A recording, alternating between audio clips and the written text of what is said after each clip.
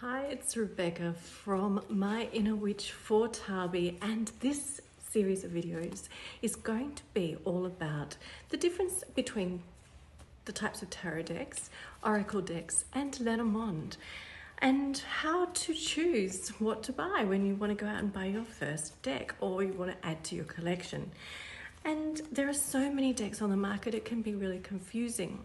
There are also different styles of tarot deck, and so we're going to look at the three main types of deck and the derivatives of those.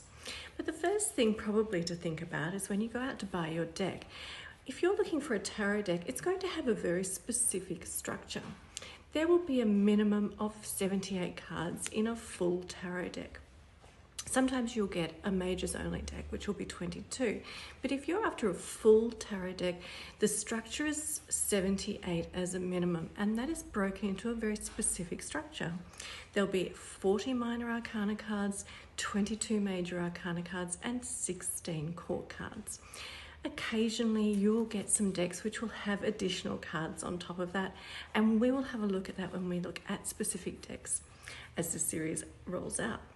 The other thing that you might want to look at is an oracle deck. And an oracle deck has no specific structure and no specific number of cards. This one is my absolute favorite. It is 3 series of the Oracle of Oddities. I absolutely adore this as an oracle deck.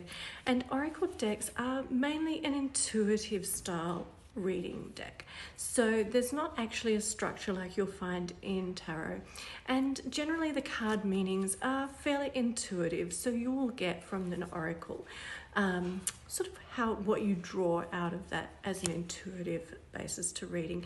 And I'm certainly not saying that you can't read tarot like that. There is I have several layers of reading, and intuition is definitely one of them.